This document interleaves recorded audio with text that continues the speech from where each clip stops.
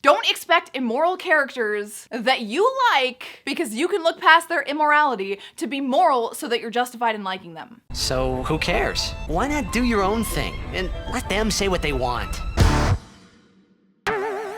What's up, guys, and welcome to my Game of Thrones Season 8 recap and opinions chat, I guess. Some of you guys asked me to do this, which is good because I thought I was going to do it unsolicited because I really wanted to talk about some things that I feel weren't as bad as people say they were. Full disclosure, while I am going to start reading the books now, I've never been a fiction reader. I read more nonfiction just for like factual information and learning, and I've just always been a very visual person that likes to watch shows, so Game of Thrones was perfect for me, right up my alley. And before I get into this, I want to further highlight that this is just my opinion and my perception of the interpretations of what happened in the show. You are free to disagree with me. In fact, I love dissent, disagreement, and criticism down in the comment section. So if you have anything you want to kind of explain or say that I took the wrong way or disagree with me on or agree with me on, I would love to hear that down in the comment section. They're always open. Before we get started, I want to show my understanding for how some of you guys have invested so long in waiting for the new season,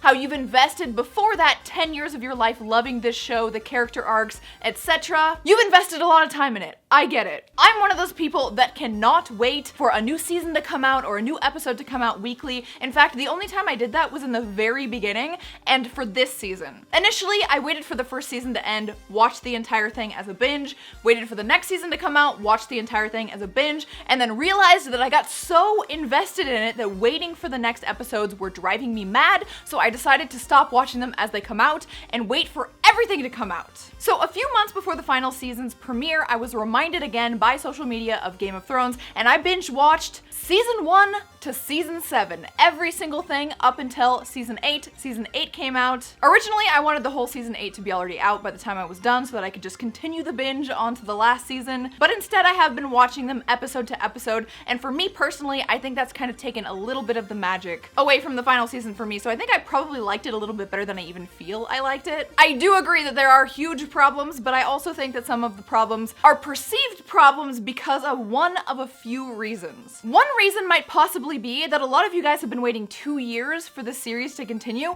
and you've forgotten some points that they've nodded to in the new season. And I'll give us some examples of that later. Hopefully I'll remember to tie it into what I just said. This isn't as structured as a lot of people make their videos. I have bullet points though. Another one of the reasons might be because you're kind of not understanding where they wanted to go with it, or you don't like how up to interpretation it was left so it wasn't just like given to you straight up. For lack of a better word, it kind of went over your head, the meaning, possibly. So I'm here to give you my interpretations of some things that you might have been looking at a little bit differently or been looking at it with too much of a cynical view because you're angry about other things. And the last reason you might not like some of the happenings of season 8 would be, in my purview, that a lot of you guys are used to the whole like immoral characters being ultimately moral so that you can like them better. Well, Game of Thrones kind of doesn't do that for you like a lot of other shows. I personally find that very annoying when they do that. When they make this really evil character have these underlying principles that just don't make any sense so you can still feel justified in liking them. And we'll get into it more later, but this in my opinion is demonstrated by people having a problem with Jaime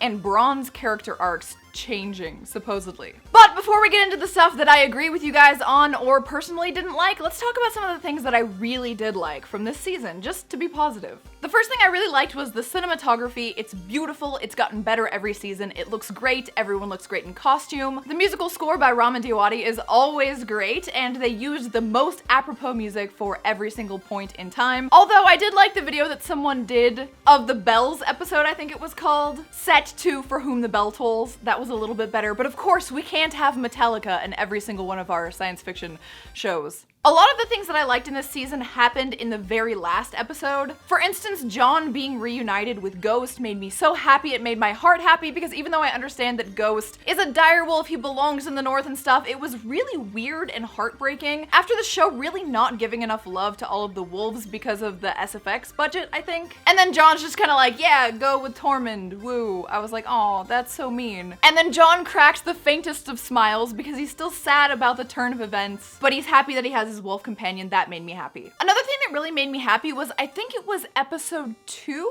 But I really did like the episode that led up to the Long Dark Night episode where everyone was just hanging out, bantering, having fun, drinking, and I did like that Arya decided to lose her virginity in a very feminist fashion. I'm not much of a feminist myself if you watch my channel otherwise, but it was just so Arya. Like, she didn't want to die without having experienced this thing that her character up until this point didn't even really talk or think about, which is boys and sexuality, but she's now of that age, and why would she want to die without having experienced that? I personally think that was good. It wasn't fan servicey. I think a lot of people just like to throw the term fan service or fan fiction bullshit onto sex scenes or nude scenes because they feel like they don't have a point or they're uncomfortable with them. I don't know. I love sex, I love nudity, I even love fan service, but I don't think this was one of those things. I've been watching silently how Arya's been checking out that bod and hoping that it would happen, honestly. They hadn't seen each other for a long time and they had grown and aged a lot since then, and Gendry looking good without his shirt. It just made sense to me. Another thing I really liked was in the last episode, the reaction to Drogon after Daenerys was killed. I was kind of hoping that he was just gonna fry Jon, but I don't think it would make a lot of sense since he's a Targaryen. And the dragons have that bond to everyone with Targaryen blood, it makes sense. But the symbolism in him nudging her so sadly, you felt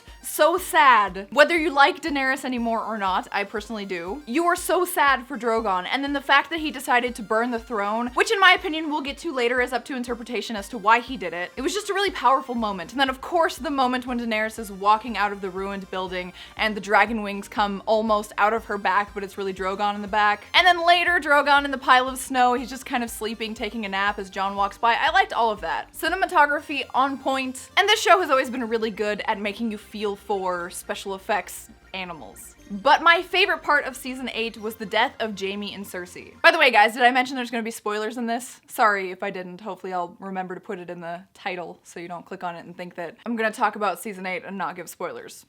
I can understand why a lot of people don't like it. One, because they don't like the character arc of Jaime changing for some reason. Again, we'll talk about it later. But also because they wanted a more brutal or crazy or more suitable ending for Cersei, but I think it was the perfect ending, and I'll explain why later. But with Cersei and Jaime as two of my favorite characters and two that I identify with the most, I was very happy with how it ended. And I was pulling for Jaime to get to her. I'm like, Jaime, go, you can do it. Oh my god, don't die. So let's go ahead and go over some things that people didn't like and things that I also didn't like that maybe people didn't mention, and if I agree or disagree. The first of which being the dark long night being too dark to make out what's going on. That wasn't an issue for me. I don't know. Jay was sitting there like, what's going on? Who's on that dragon? Is that dragon alone? What's going on? But for me, I was able to see everything clearly. I was able to see that Jon is on the dragon, that Daenerys isn't there right now, that the Night King's dragon was fighting the dragon. It makes sense to me. And it also made sense that it was a little bit obscured and hard to see because they were up in like a cloudy, misty area that the Night King had created to throw off the dragons. Now let's talk about the criticism of why they were up flying and not doing anything the entire time. Well, that was because of the mist, and the reason they were up there in such a vulnerable position was because when Daenerys saw that the Dothraki had been destroyed, she got really like mad, like she does, you know, like and then like jumped on her dragon despite that not being the plan. So she went against the plan, Jon went to save her because he loves her, and the dragons ended up being incapacitated, which wasn't part of the plan because they got stuck up in the fog and then fighting the Night King and the Night King dragon, which looked pretty epic in my opinion. And another thing I loved about it was that is, I've heard, you guys can look this up so you don't have to quote me, the biggest and longest war scene in cinematic history or something, which is like really cool. They also made a 40-minute behind the scenes about everything that was necessary to make that big of a scene, and I've heard it's really good. I haven't watched it yet, but I will. A lot of what I didn't like, and I can empathize with other people not liking in The Dark Long Night, was the military decisions. I'm not a military strategist, but it didn't really make any sense to send in and lose half of the Dothraki army, all the Screamers, when they know that those are probably the strongest and craziest of the bunch, and they're just gonna come back at them as zombie Dothraki. And then I was waiting for the zombie Dothraki thing to happen. I was like, okay, this military decision doesn't make any sense, but maybe they're just trying to buy time, I don't know. But then no Dothraki came back. It wasn't like a huge horde of scary Dothraki, it was just like nothing and then like one horse or something. If they were going to do something weird where the military strategy isn't very obvious to laymen, such as ourselves who don't know much about military strategy, then they should have made it clear why they did such weird out of character things. If it was to distract the Night King or to buy time, I understand why it's out of character for Dany to just kind of send in her two armies or make vulnerable her two armies who she's protected and loved this entire time. Now they're just kind of like sacrificial lambs. Another thing that didn't really make any sense, but I guess it could make sense, and all of these things are such small things things, but when added together, I can understand why people are so frustrated. Like, I don't think anyone would ever care about the coffee cup being in the shot or the water bottles being in the last episode if it wasn't for everything else that made people feel like it was rushed, it was lazy, and D&D just didn't care to write and complete a good season of a very epic TV show that many people have invested years in, and to love it enough to make sure that those little tidbits are looked for and corrected if they were to show up. So back to it. The other thing that didn't make sense to me was the fact that the dragon was flying high, therefore he had the high ground, and some like little-ish rock made it so that Euron Greyjoy's army could just like attack and kill one of the dragons. That didn't really make sense to me because usually when you're high up, you can see for like miles. So the whole fleet was there. It wasn't just one boat ready to snipe. If I remember correctly, it was a giant armada of boats that should have been very apparent to the high-flying dragons. Now, whatever, another thing that would have been just a nitpick that happens all the time in the cinematic world. There's a lot of like really like, what the fuck was that? I don't really understand strategy type moments in a bunch of different movies and shows, but this piled on top of everything else. Again, I understand why it's a little weird. So another thing I don't understand is people have criticism of Bran's character. The entire series, he's been talking about how he's only a sellsword, and yes, he did develop some friendship with Jaime and with Tyrion, but he's not gonna change and become this fake moral character so that you like him better. Realistically, he's still going to take the money, he's still gonna do what's in his best interest. And if you went into liking that character with thinking that he has some false morality, which is what I talked about in the beginning, that wouldn't make any sense. That's not going to happen realistically.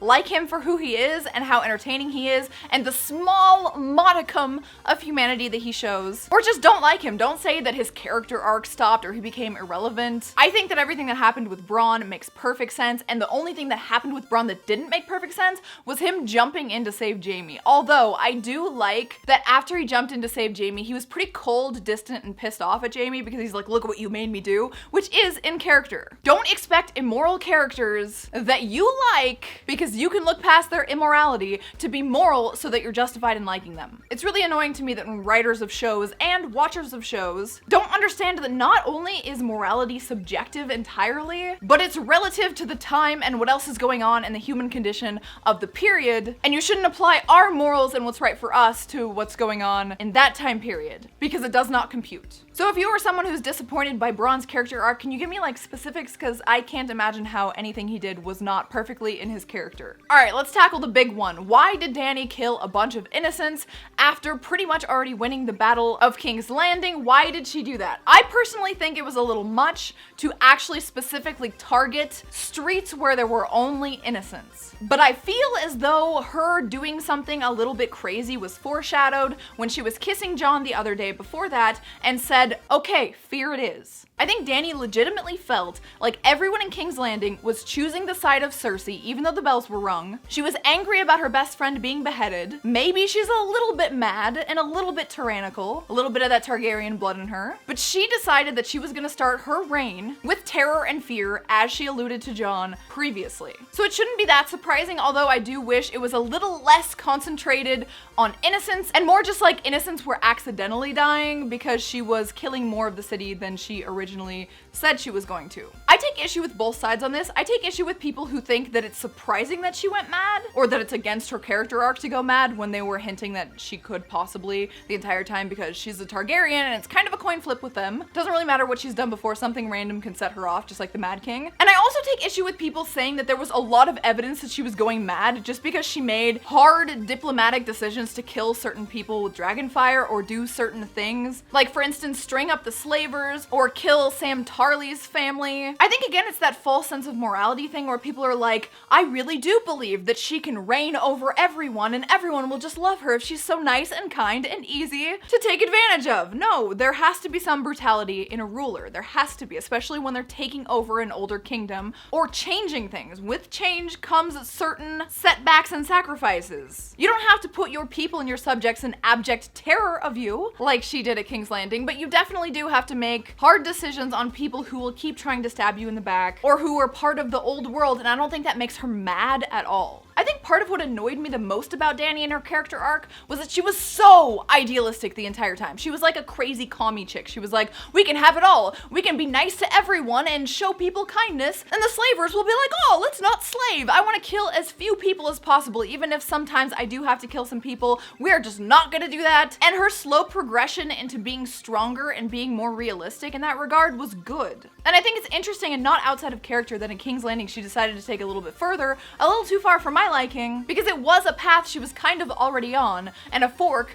that she was sitting at that does make sense for her character arc. I do also think that the decision to kill Dany was a hard one. It wasn't as obvious as Tyrion and Jon were kind of making it feel. I don't think that she was mad, but I do think that she cared a little bit too much about power to be the person that the realm needs. So while I wanted to see Dany succeed and I was a little bit sad that she didn't end up sitting on the throne, I did like how they fleshed out her character right before she died. She was happy to be there and she wasn't really thinking about the atrocities that she had committed the day before, but she had justifications in her mind that they did make sense. Were they moral to most people's standards? No. Did she go a little bit too far? Yes. Was she truly tyrannical? No, but I don't think Cersei was either. And before we move on, anyone who named their kid Daenerys or named their pet Daenerys and is now mad, you guys are fucking stupid. Stop getting so invested in a fictional character and then be mad when the unfinished story finishes the way you dislike.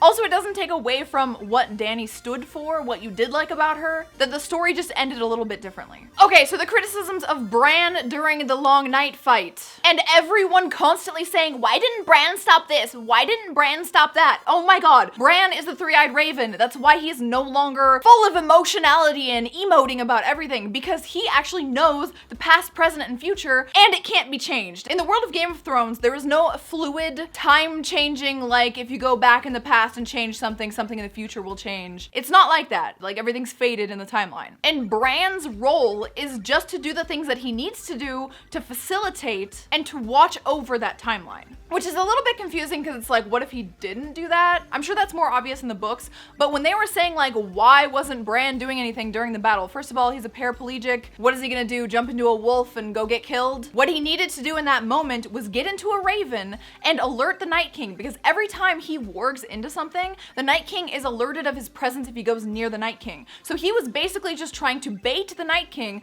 to come there so Arya could kill the Night King as it is fated and everything works out according to plan. He's not gonna do some weird emotional bullshit where he tries to change an already set future and save Theon or anything like that in any time. Bran should not be really doing anything, and it made perfect sense to me what he did, especially after I thought about it a little bit. Again, he's not there to change the future. He's not there to be emo about the future. He's there to facilitate it and watch over it. That's his job. He's not Brandon Stark anymore. He's the three-eyed raven, the all-seeing and all-knowing. A lot of people don't like that Arya killed the Night King, and I think that Arya had been training to be this master assassin for so long that it made sense that she had to kill someone big and do something big in the story. And I'm happy that it was the Night King, and I liked the way that she did it. In fact, if you actually think about it, it's all really fucking perfect. So the Night King was created by the wild children, what the fuck are they called? The forest people or whatever. On a weirwood tree, they like stuck him with a dagger or whatever and turned him into the Night King, right? Well, Bran was waiting at the weirwood tree, beforehand gave Arya the dagger that was meant to kill Bran, that ends up saving Bran from the Night King. It was really cool. What I would have liked in that scene was that Arya more realistically took her time to kill one of the Night King's disciples, take his face because that was what she was doing for the past like billion seasons, and then kill him with his own lieutenant, where we didn't really see it coming, but then it was explained later. Like, I understand why they wanted it to be like a really climactic moment, but afterwards they should have at least alluded to that's how she did it, because otherwise it's like, how did she get there? What, she's just stealthy? Then what was the whole point of her becoming one of the Faceless, or at least having part of the Faceless abilities, if not something like that, you know? I do agree that the Night King being the real threat was played up and then nothing really came of it because it only took one night to kind of deal with it. They made the Night King, at least in the show, I don't know about the books, but they made the Night King extremely vulnerable. They made it so whoever created the dead, well, that whole army that they created could be killed just by killing that single White Walker guy, right? So if that's in the book, but then it's supposed to be more drawn out of a battle that actually kills everyone or something, which I actually thought would have been really cool, by the way, is if like humanity was wiped out by the White Walkers and that actually was the real threat, and because Cersei didn't come or something, humanity was just gone and then eventually they got to Cersei. I think that would have been a fine ending, but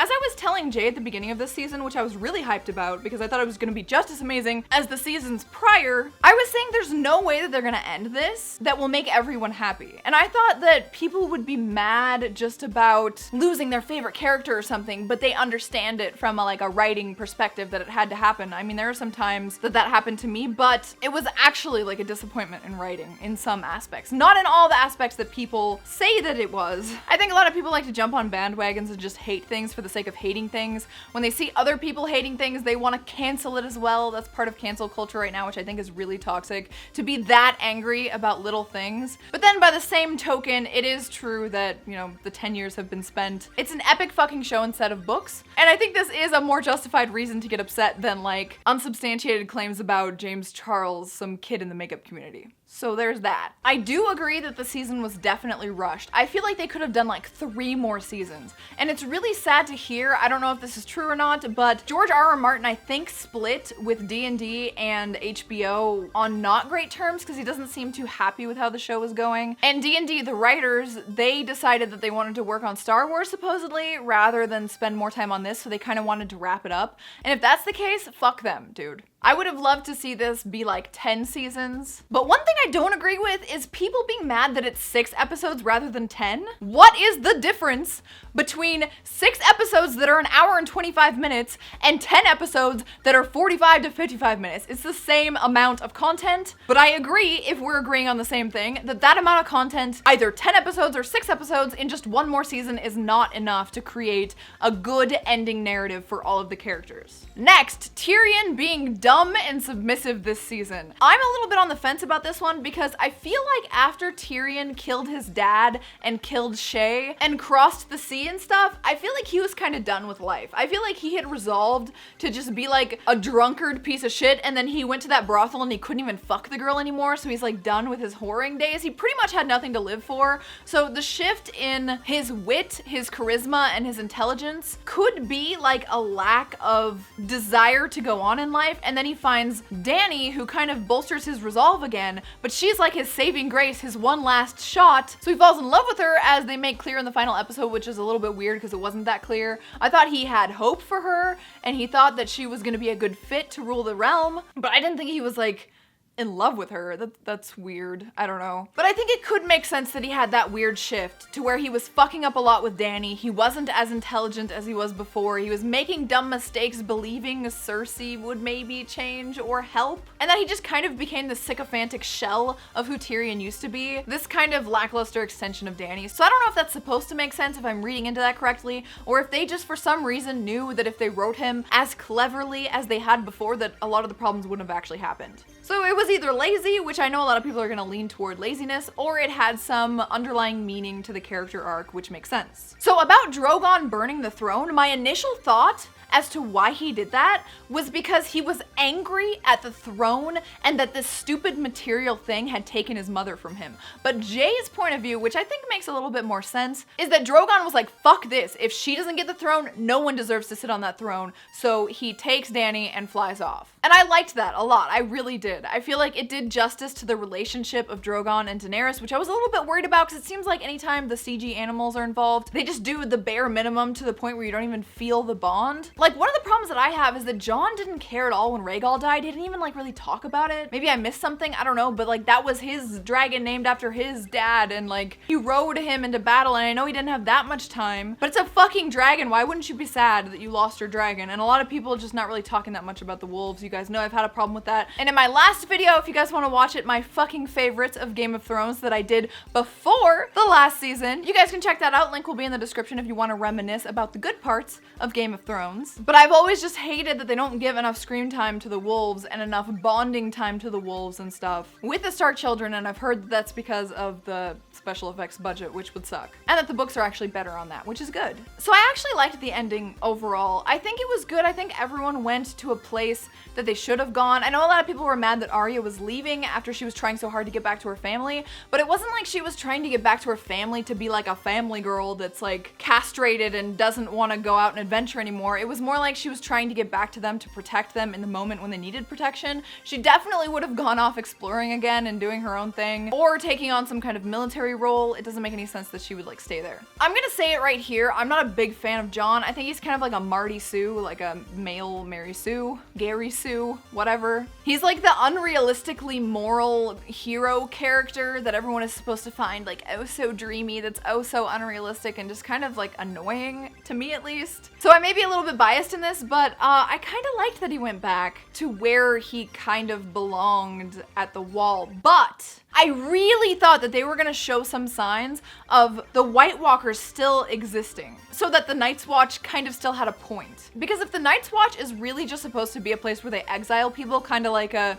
Australia of the time, that's just kind of lackluster. I don't know. I know Jon loved Beyond the Wall. He loves the wildlings. He's really close to the nature and stuff, and he didn't want to be king, but it seemed a little bit like he was disappointed, like he kind of did want to, and he was the rightful heir, but at the same time, I know they're trying to go away from the rightful heir thing, because look where it's got them, you know? But the fact that Jon didn't want the throne kind of did make him well suited to it in a way, but in another way, he's too much of a passive moral hero to get done what he needs to get done, and Bran, being this like emotionless creature now, would probably do a better job. Although I do like the theories floating around that Bran, since he was like, that's what I came here to do, when they asked if he would be king, or like, why do you think I came all this way, I think it was. I feel like that kind of foreshadows that he outsmarted everyone and he is a little bit evil. That was my initial thought. It kind of rubbed me the wrong way for him as his character to be like, why do you think I came all this way? When he was saying he didn't want to be the Lord of Winterfell, he didn't want these positions, he can't do it because all he is a three-eyed raven. Now he's the most powerful dude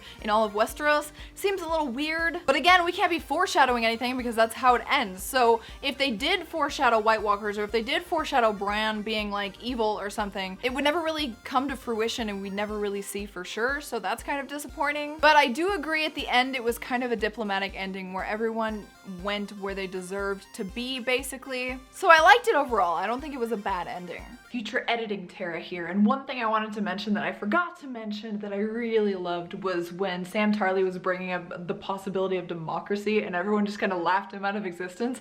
I thought that was so amazing. I was so worried that they were gonna make it some like political statement or something, or that it was gonna be like such a shitty ending like that. Democracy is fine, but not in my fantasy fiction. Thanks. Another scene that a lot of people had some contention with was Arya's drawn out scene on the ground during the carnage of King's Landing. I think that was a really cool scene, and I actually liked what the writer said in the show recap, where we're supposed to be following a character that we care about through this carnage so that we actually feel what it's like. And as with the Battle of the Bastards, I really liked how realistic it felt to be in that kind of scary situation. Like, I was so annoyed when Arya took the hand of that little girl and the mother, and then the mother died, and I thought she was gonna pick up the little girl and carry her away, but then the little girl dies. I'm like, yes! Oh my god, not because I want to see the little girl die. I mean, maybe I do, whatever. But because it's so realistic, it makes you feel how viscerally horrifying being on the ground of something like that really is. Just like with the Battle of the Bastards, how I mentioned in my last video about this, the fucking favorites video, that it felt so real. It wasn't characters just doing the perfect things and being badasses. You really felt like you could be trampled to death, and everything that led up to that moment, you were only alive because of sheer luck. And that's how crazy a battlefield should feel. It shouldn't be this like slow motion 300 type stuff where you're like a god among men killing 50 million people just as strong as you. So I really liked that scene with Arya. And then when she rode away on the horse, I think it was a little bit cheesy, but it was nicely filmed and it was cool. I was fine with it. Another thing I really liked was the Clegane scene, the battle between the Hound and the Mountain. I think that was really cool. It was interesting that we got to see the Mountain without all of his armor on. That was really creepy. But also that the Hound ultimately died to fire, his biggest fear, and so did the Mountain, the person who inflicted that fear onto him. After they fought for a while on this beautiful staircase with Dany in the background destroying the world, I felt like that scene was so pretty and so aesthetic. Another criticism people had was the crypt reanimation issue with the Long Night sequence. I'm actually losing my voice talking about this, it's crazy. I think it kind of makes sense that no one thought about the people in the crypt resurrecting. Most of the people there have no experience with the Night King or any of the White Walkers. They don't know what they do at all. And like, if it slipped my mind and it slipped Jay's mind until they said it, then it's possible to slip your mind even though you know about it. Also, is it even for sure that they can resurrect that long dead bodies, or is it just bodies that are freshly dead? We don't know. So it wasn't that unrealistic, because it did make a lot of people forget about that who were watching. From the outside, I can totally see everyone in there not really remembering that that would be the case until it was too late. I think that's realistic. Another thing that people didn't like is that Grey Worm was complicit with this like murdering of all of the Lannister men. And I think that makes perfect sense for his character. Like, he just lost the love of his life.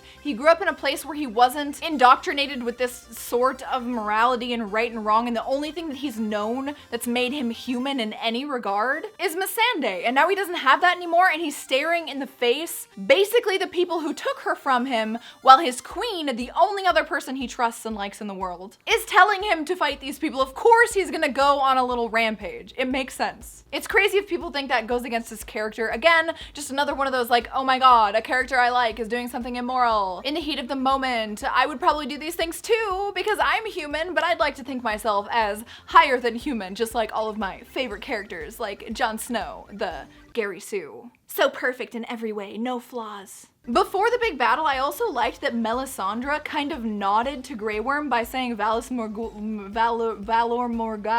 how the fuck do you say it? Valor Morghulis, I think. And then he said the correct response back to her. And that was kind of a nod to the fact that they're from the same place, and a reminder that he knows what she is, kind of, because he talked about what she is when someone like her came to talk to Dany once. Hopefully I'm making sense.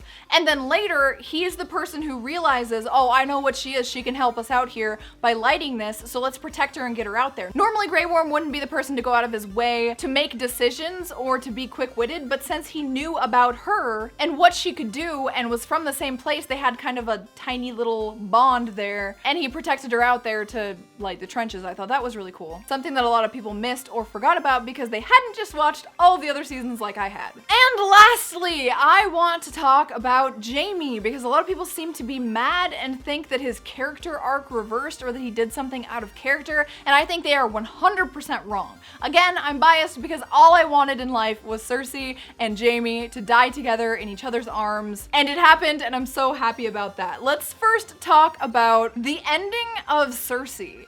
While Cersei did some evil things, everything that she did, and they kept harping on this, everything that she did was for her family and her children, so it makes sense that in the end she would be humanized and have a very mundane ending where she's reduced to a woman crying about her child, because that is in essence who she is. She's not an emotionless evil tyrant, just hell-bent on killing people for no reason. She's someone who's willing to do anything to go against her feminine instincts to protect her family, which isn't really against her feminine instincts if you think about it. And the fact that you could see that vulnerability at the end as she was held by Jaime, I loved it.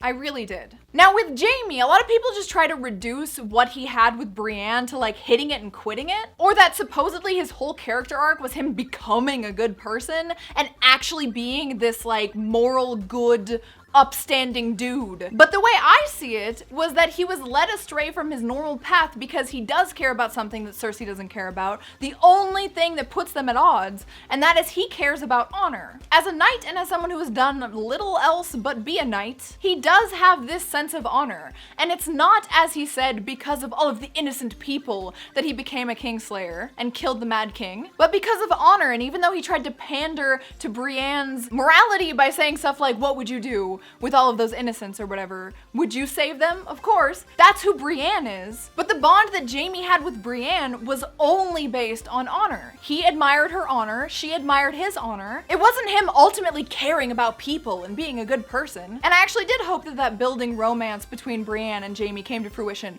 but I also hoped that he would realize who he really is, which is a Lannister, doesn't really care about people, he likes his honor, and he admires that quality in Brienne, but it's not nearly as strong as it is in Brienne, and that his place was not only by the side of the woman he's loved his whole life, the person who took his virginity and the only woman other than Brienne he had sex with ever. She's not only that, she's his fucking twin. And it makes sense that there's a bond that twins have that cannot be broken. Even if Jaime sees some faults in Cersei, that is still the woman he loves. He is still the person that will protect his family over all else. And after he had that tryst with Brienne, he realized that that's where he needed to be, and it makes sense. And I'm so glad that he got there. That is not going back on his character arc. That is not ruining his character arc. That is perfecting his character arc. And I think his character arc was one of the best ones in the show. Lastly, Euron Greyjoy fighting him and losing. I think that Euron had already consigned to the fact that he was going to be killed by Dragonfire or something else. And they show during that battle, as Euron was dying, he's like, oh my god, I killed the Kingslayer. And it was clear that Euron was just like a fanboy of Jaime. It's almost like he just wanted to fuck Cersei, because Cersei was his ultimate conquest and Jaime was his ultimate fighting conquest. Now, people saying that he's a legendary pirate and shouldn't have even been bested by Jaime. I think being a good pirate and being good at doing ship stuff is a little bit different than, you know, close quarters combat type stuff or sword play. I do agree that for some reason they cucked Jaime so hard without having his dominant hand that he should be worse than Euron, but Euron kind of just like allowed himself to die to Jaime and felt like that was an honor, I think.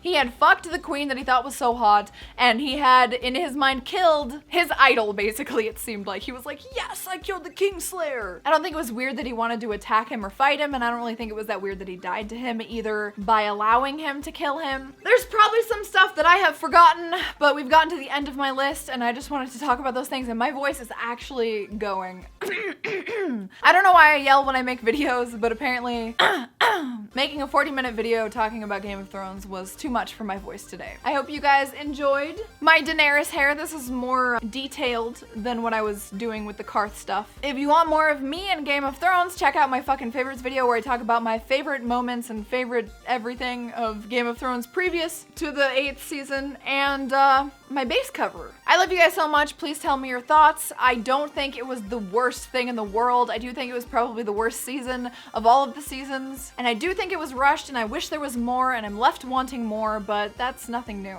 I think some of the characters in the show got justice. I love that Podrick ended up being a Sir, a knight. That's wonderful. I like the witty banter at the end. I like that Bronn ended up actually being the Master of Coin, and I also think that a lot of the video clips of the actors disliking the last season, some of them are taken out of context. I think it's normal to be like, oh, it's a bad end of the season or whatever, a bad end of the series, if your character even dies, because obviously you want your character to live on. I don't think they were necessarily shit-talking, but some of them might have been. But taking that stuff out of context and appealing to the authority of actors is a little bit weird to me. Like, the actors can hate it and it can still be good, because actors are just actors, not like supreme authorities on what's good and not good. Things in the book can even be changed and be better in the show. I love you so much. Thanks for watching. Like the video and subscribe to the channel if you want to see all of my Daenerys cosplay sets. That will be linked on Patreon, and all of my other links are down in the description. Hopefully my voice recuperates by tomorrow when I film F&M. Bye.